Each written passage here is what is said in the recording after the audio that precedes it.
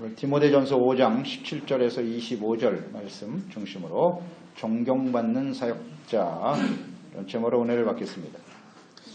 한국의 기독교 매체에 기고한 한국교회의 목회자들에게 호소합니다 라는 제목의 글을 읽어보았습니다. 그 글을 소개하면 다음과 같습니다. 우리는 이 땅에 하나님의 나라와 뜻이 이루어지도록 부름받은 종들입니다. 우리가 부르심에 충성했다면 오늘날 한국교회가 사람들로부터 멸시와 조롱의 대상이 되지는 않았을 것입니다. 예수 그리스도는 생명과 평화와 공평과 정의의 길로 이끄시는데 우리는 교회와 성도들을 성공과 번영의 길로 인도하며 불의한 권력과 사회적 부패에 동조하였습니다. 하나님의 말씀을 가르치면서도 예수 그리스도를 따르기 위해 감수해야 할 고난과 책임보다 값싼 위로와 축복을 전했습니다. 종교적 이기주의에 매몰되어 교인들이 권력자와 부자와 지도자들이 되어야 한다고 가르쳤습니다. 다니엘서 3장에 나오는 세속적인 지도자인 바벨론의 느부갓네살 왕 앞에서도 담대하게 말하며 우상에 절하지 않았던 다니엘과 친구들의 당당함을 찾아볼 수가 없습니다. 최근 부패와 비리에 연루된 권력자들과 지도자들 중에 일부가 교회 장로라는 사실은 오늘날 한국 교회의 부끄러운 현실을 그대로 보여주고 있습니다. 왜 이런 수치스러운 일이 일어났을까요? 목회자들과 재직들이 탐욕의 종이 되어 버렸기 때문입니다.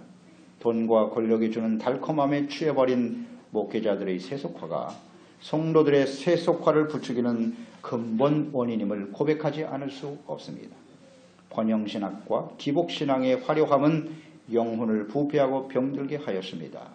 하나님의 말씀 앞에서 철저한 회개와 반성과 양심의 각성이 일어나지 않는다면 한국교회는 마침내 침몰하고 말 것입니다. 이런 글을 읽으면서 크게 공감을 하게 되었습니다. 이 시대의 그리스도인들이 예수 그리스도의 좋은 일꾼이 되지 못하고 세속화되어가는 원인은 교회 안에서 종으로 부름받은 목사나 장로, 재직들이 정체성이죠. 사명, 또 참된 경건과 영적인 권위를 잃어버렸기 때문입니다.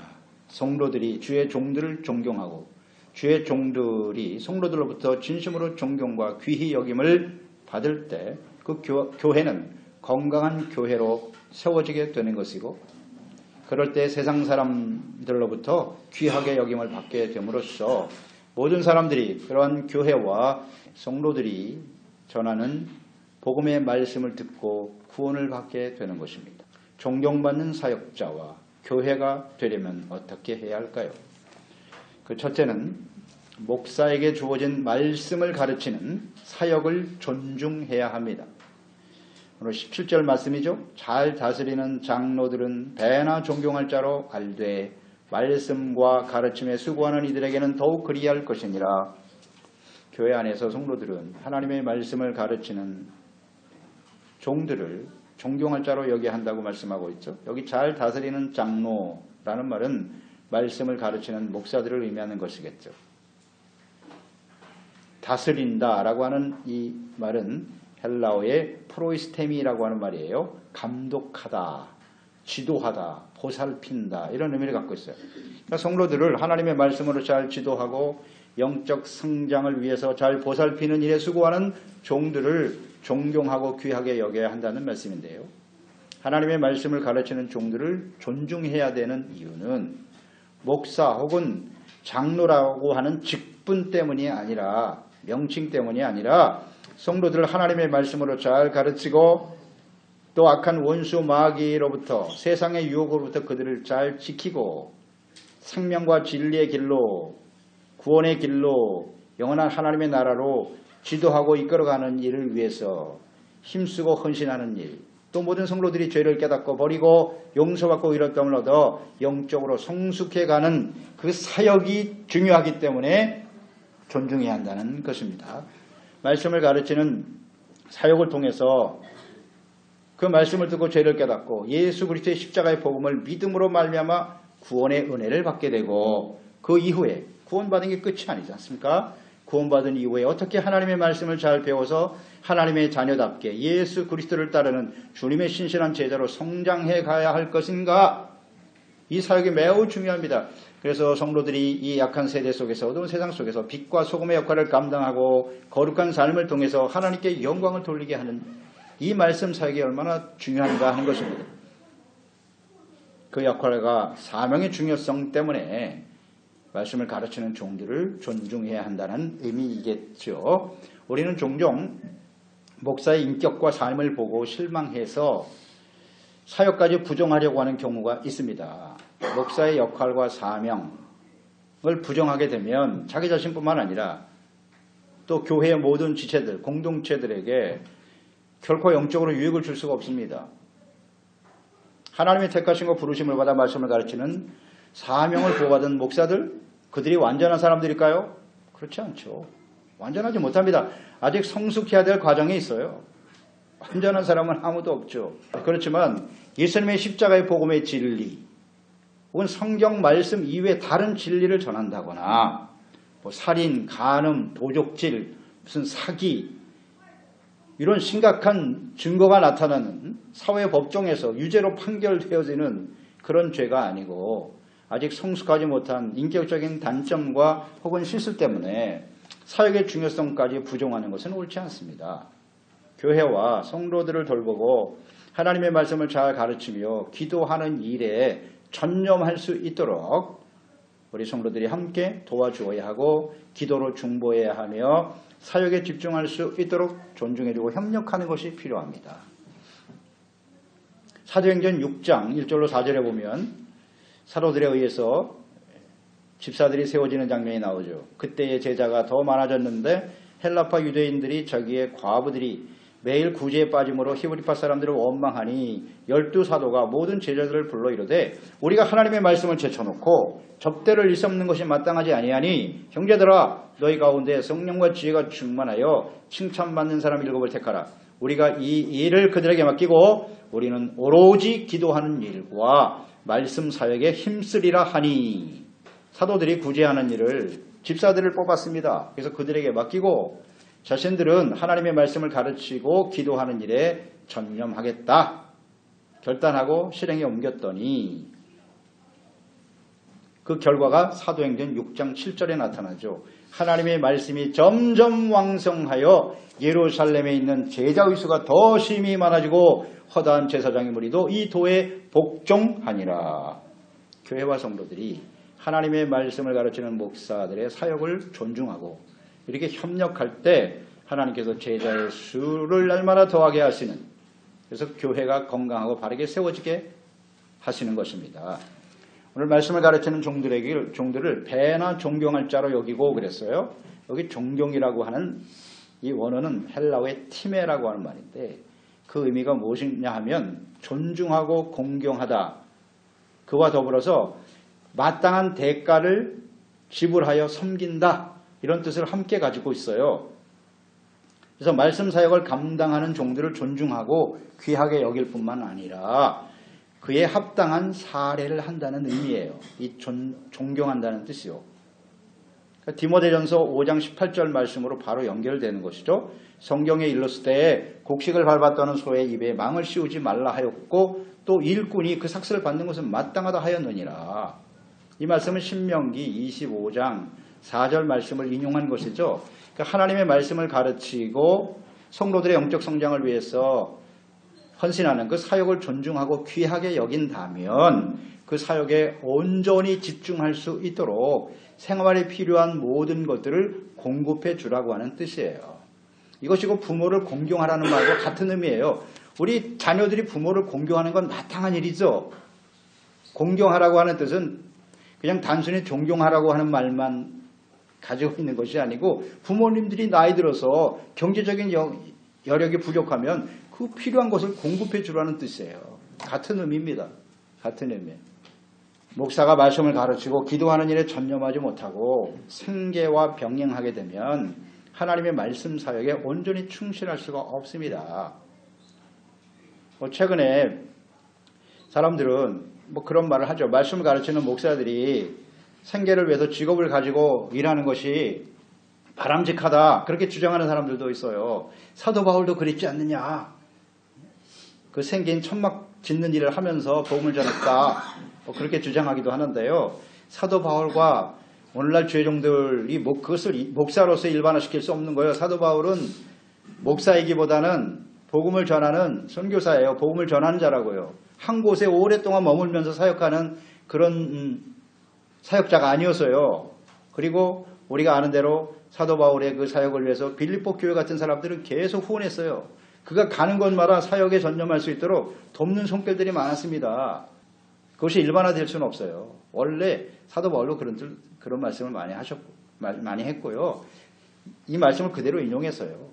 복음을 전하는 자들이 그 사례를 받는 건 마땅한 일이다. 이건 하나님의 뜻이다. 다만 자신의 사역을 위해서 더 활성화되기 위해서 사도 바울은 헌신했던 자신의 일을 해가면서 사역을 감당했던 그런 부분들이 있었던 거죠. 이것은 하나님이 원래 말씀하신 그런 의도는 달라요.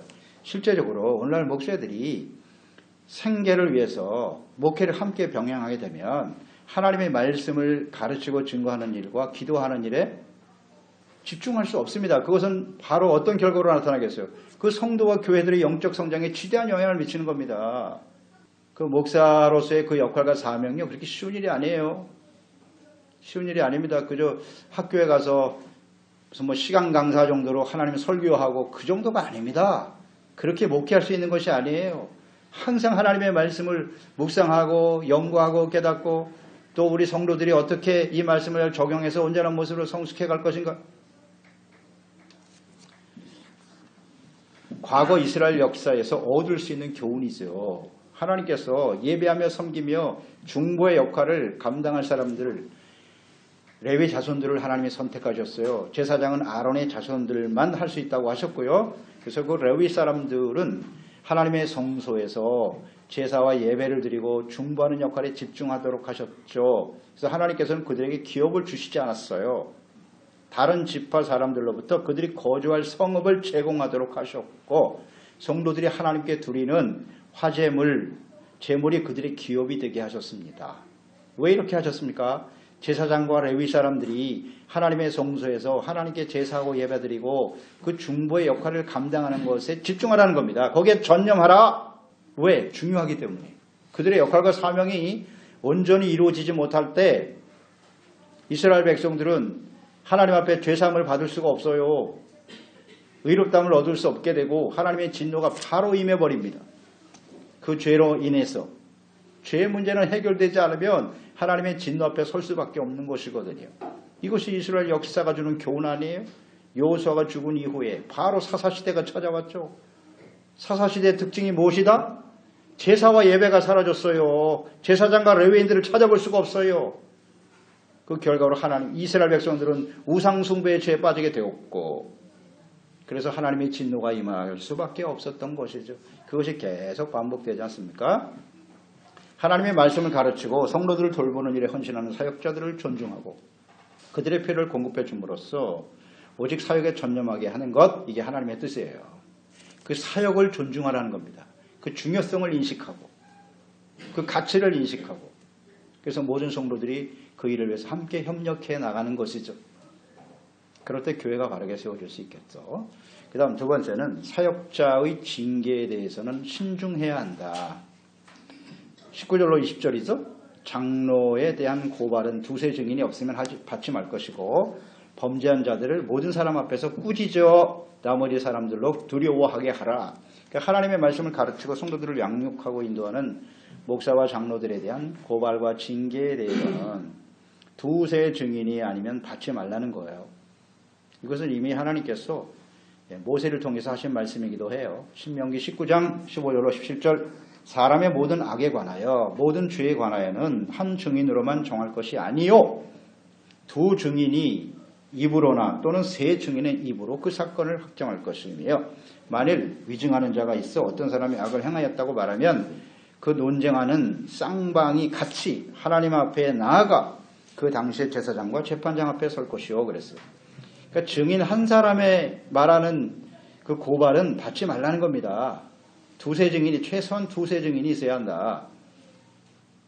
그런데 하나님의 말씀을 전하는 주의 종들을 한 사람의 증인으로 그의 죄를 정죄할 수는 없다는 것이죠.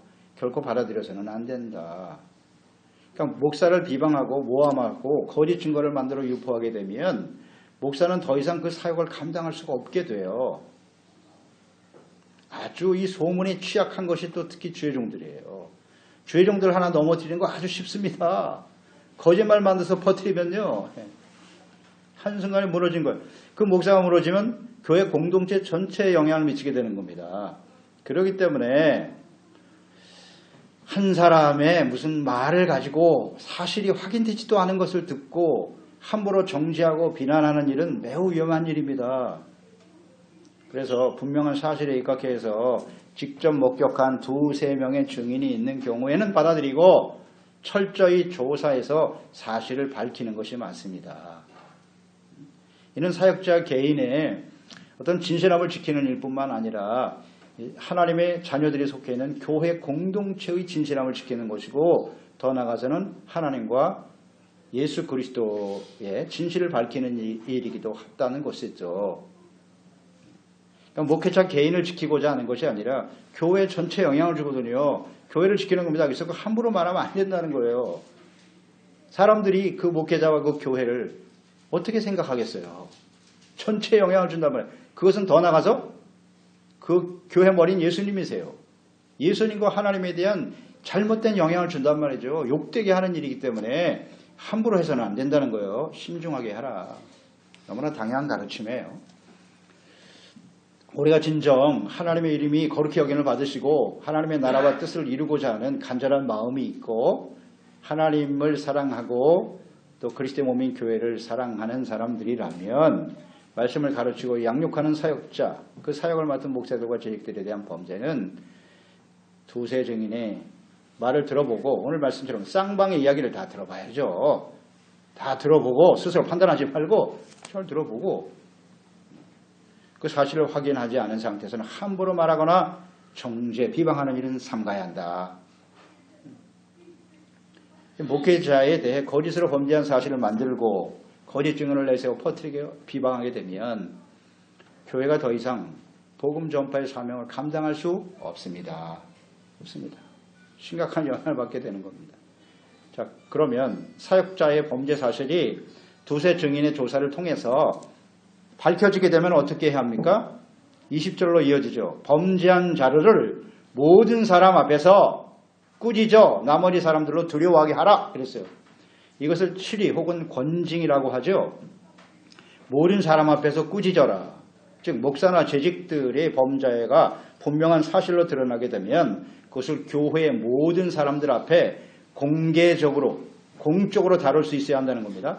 그저 교회 몇몇 사람들이 처리하고 덮어버려서는 안 된다는 것입니다.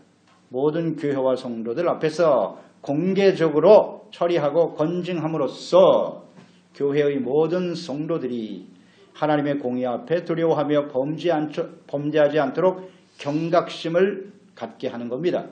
그게 하나님의 뜻이에요. 근데 오늘날 교회가 목사나 혹은 재직들의 범죄에 대해서 치리하지 않죠. 헌법에는 나와 있어요. 치리하고 건증하라고 되어 있는데 이것을 실행하지 않기 때문에 영적인 권위와 거룩함을 잃어버리게 된 것입니다. 예컨대 오늘날 어느 교회에서 한 성도가 심각한 죄를 범한 것이 드러나서 징계를 결의합니다. 그래서 당신은 앞으로 한 달간 교회 예배에 참석하지 말고 근신하도록 하시오. 이게 원래 건진과 치리거든요. 만약에 이 치리를 했다고 하면 그 성도는 어떻게 행동을 할까요? 정말 집에서 근신하면서 그렇게 기도하고 회개하고 돌이키는 삶을 살아갈까? 아마 아닐걸요. 뭐 교회가 여기밖에 없나? 이 교회가 나를 무시해? 이렇게 나갈걸요 아마. 그리고 아마 다른 교회로 금방 달려갈 겁니다. 달려갈 거예요. 그러니까 주변에 찾아가면 반갑게 맞아줄 교회가 너무나 많은 것이죠. 그래서 오늘날 교회는 치리가 불가능하게 되어버렸어요. 치리할 수가 없습니다. 그래서 교회에서 징계를 받은 목사나 성도는 다른 교회에서도 받아주면 안 됩니다. 그럴 때 징계받은 목사와 성도는 하나님 앞에서 진실하게 회개하고 회복할 수가 있는 것입니다. 심각한 문제를 일으킨 목회자도 금방 다른 데 가서 교회 개척해서 이 문제가 되고 있잖아요. 건진과 치리 제대로 할 수가 없어요. 그러니까 오늘날 교회가 전체적으로 외도를 당하는 거예요. 심각한 문제죠. 하지만 목회자를 징계하고 재직들을 징계하는 일은 매우 신중해야 된다. 함부로 뭐 한두 사람의 이야기 가지고 될 일은 아니다. 라는 것을 우리가 말씀을 통해서 깨닫게 되고요. 끝으로 세 번째, 그럼 존경받는 사역자가 되기 위해서 반드시 지켜야 할 일은 무엇인가? 말씀에 잘 나와 있네요. 첫째는 편견 없이 사역해야 한다는 거예요. 편견이 없이 사역에 임해라. 21절 말씀이죠. 5장 21절. 하나님과 그리스도 예수와 택하심을 받은 천사들 앞에서 내가 엄히 명하노니 너는 편견 없이 이것들을 지켜 아무 일도 불공평하게 하지 말며 그랬어요. 그러니까 목사는 성도들을 대할 때 편견이나 선입견을 가지고 대하지 말아야 된다. 불공평해서는 안 된다는 거예요. 사람은 교회 안에는 다양한 모습을 가지고 있지 않습니까? 인종 혹은 뭐 소유의 정도, 부자도 있고 가난한 사람도 있고 학식 차이가 있죠. 출신 지역이라든지 혹은 뭐 정치적 성향을 가지고 사람들을 편견으로 대해서는 안 된다는 거예요. 그러니까 자신과 성향이 맞는 사람들만 편애하는 것은 다른 사람들을 소외시키고 무시하는 일이 될 수 있습니다.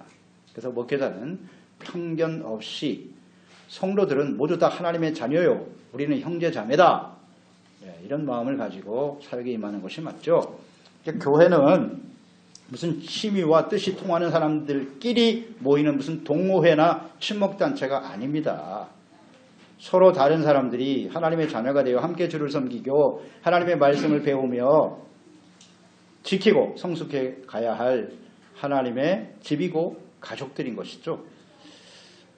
두 번째 해야 할 일은 경솔히 안수하지 말고 자신을 정결하게 하라 그랬어요. 22절입니다. 아무에게나 경솔히 안수하지 말고 다른 사람의 죄에 간섭하지 말며 내 자신을 지켜 정결하게 하라.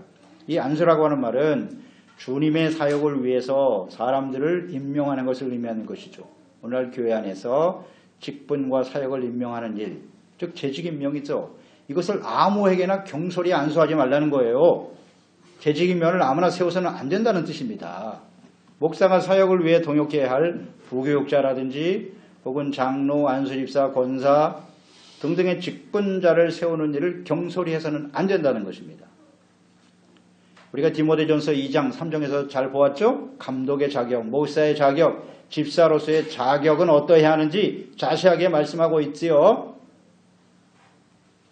하나님이 말씀하신 대로 그에 합당한 사람들을 안수하여 직임을 맡기지 않고 자격도 없는 사람들을 경솔하게 안수하여 직분을 맡기는 일이 있어서는 안 된다. 오늘날 교회가 빛을 잃어가고 세상 사람들로부터 이렇게 지탄의 대상이 되고 있는 원인 중에 하나가 자격이 없는 목사, 또 재직들을 그저 교회 확장 혹은 교세 확장과 재정 확보의 목적으로 함부로 안수하여 세우기 때문이에요.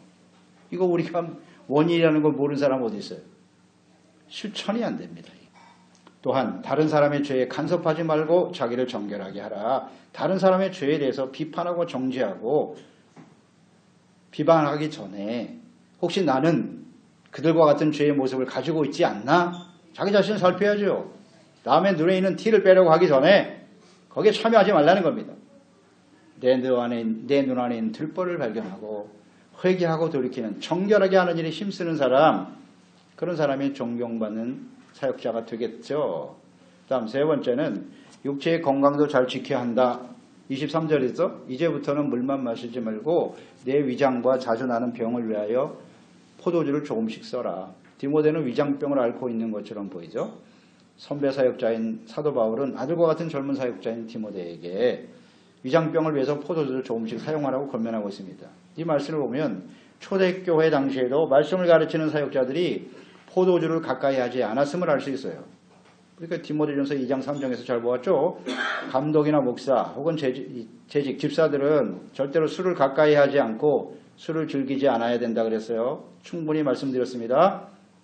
술을 가까이 하는 것은 하나님께 헌신된 사람들이 해서는 안 될 일이라고 성경에 잘 나와 있습니다. 그러니까 이 디모데도 마시지 않았겠죠? 그런데 지금 권면을 하고 있습니다. 먹지 않는 건 내가 아는데 병을 고치기 위해서는 조금씩 사용해도 괜찮지 않겠니? 라고 말씀하고 있는데 이 말씀을 뭐 사역자들도 포도주 마셔도 상관없다라고 해석하면 안 되겠죠? 그렇게 적용하면 안 되고 육체의 질병을 잘 다스려서 병들지 않도록 관리를 잘하라. 그런 뜻 아닙니까? 육체의 건강도 돌봐야 한다는 의미죠. 그러니까 목회자가 건강하지 못하면 교회 공동체에 큰 건신과 걱정을 끼치게 되는 거예요. 따라서 목회자들은 경건의 훈련을 잘해야죠. 말씀 묵상, 기도, 성령의 충만함과 인도하심을 따르는 삶 이것도 열심히 해야 하지만 자기 육체의 건강도 관리할 수 있어야 돼요. 소홀히 하면 안 된다는 그런 뜻입니다.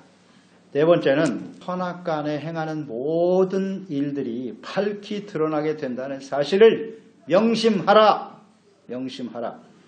24절 25절이죠. 어떤 사람들의 죄는 밝히 드러나 먼저 심판에 나아가고 어떤 사람들의 죄는 그 뒤를 따르나니 이와 같이 선행도 밝히 드러나고 그렇지 아니한 것도 숨길 수 없느니라. 분명한 진리죠. 모든 사람들의 행위가 반드시 드러나게 돼 있다는 거예요. 어떤 사람들은 금방 드러나서 밝히 드러나 먼저 심판에 나아가고 그랬어요. 금방 그 죄가 드러날 수도 있다. 요즘 뭐 뉴스에 나오는 그런 사람들은 밝히 드러나 버린 거죠. 그런데 오랫동안 숨겨져서 감추어져 있는 경우도 있어요. 뭐 우리 이런 거 우리가 묵상하면서 깨닫는 바지만 이렇게 많은 사람들한테 공개적으로 드러나는 건 그 사람한테는 복이에요. 부끄러운 일이긴 하나 진실한 마음으로 회개할 수 있는 기회가 주어지는 거예요. 그런데 대다수의 사람들은 그보다 밝혀진 것보다 더 심각한 죄를 짓고 있으면서도 숨겨져 있다는 거죠. 그게 더 심각한 겁니다. 그런 상태로 쭉 사다가 인생을 마감했다? 하나님 앞에 받을 심판이 매우 크겠죠. 숨겨지면 감추어지면 그게 죄가 아니라고 생각하는데요. 그렇지 않습니다.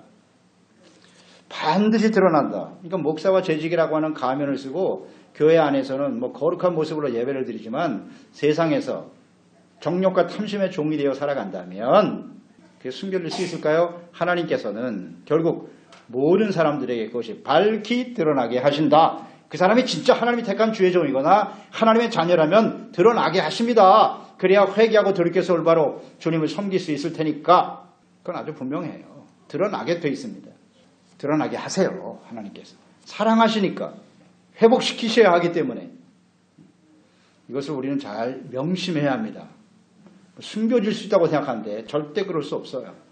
그래서 존경받는 목사와 재직이 되는 일은 교회와 그리스도인들이 세상 사람들에게 빛으로 증거되어 많은 사람들을 예수 그리스도를 믿고 구원받게 할 수도 있고 중요한 문제죠.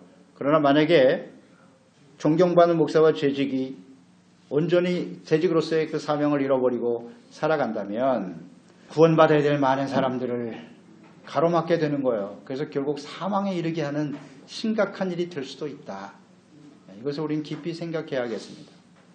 그래서 존경받는 사역자들이 되려면 이 분명한 사실을 깨닫고 하나님의 말씀과 또 하나님 앞에서 항상 두렵고 떨리는 마음으로 죄악된 행위를 버리고 선한 일에 힘써야 돼요. 선을 행한 일도 반드시 하나님 앞에 드러나요. 그러나 선한 일을 드러낼 필요는 없어요. 철저하게 오른손이 하는 일 왼손이 모르게 그렇게 하지만 하나님이 드러나게 해서 상급으로 갚아주신다. 하나님 앞에 부름받은 죄종과 죄직들로서 서로서로를 귀하게 여기고 함께 협력해서 하나님이 기뻐하시는 교회로 또 많은 사람들이 교회와 또 저희들을 주신 직분과 사명을 잘 감당함으로써 생명과 구원을 얻는 일에 쓰임받는 신실한 종들이 되기를 바랍니다.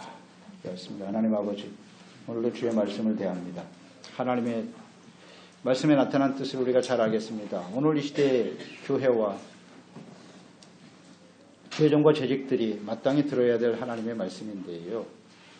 하나님이 교회와 저희들을 구원하신 목적은 죄의 어둠 속에서 죽어가는 많은 영혼들을 빛이신 예수 그리스도 안에 생명의 빛으로 구원받아 하나님의 자녀가 되게 하시는 것 텐데 오늘 우리가 그 역할과 사명을 상실하고 하나님이 기뻐하시는 온전한 사역자들로서 헌신되지 못함으로써 많은 사람들을 주께로 인도하기보다는 오히려 사망으로 이끌어가는 그런 일에 우리가 쓰임받고 있지는 않는지 다시 한번 깨우쳐 주시니 감사드리옵나이다.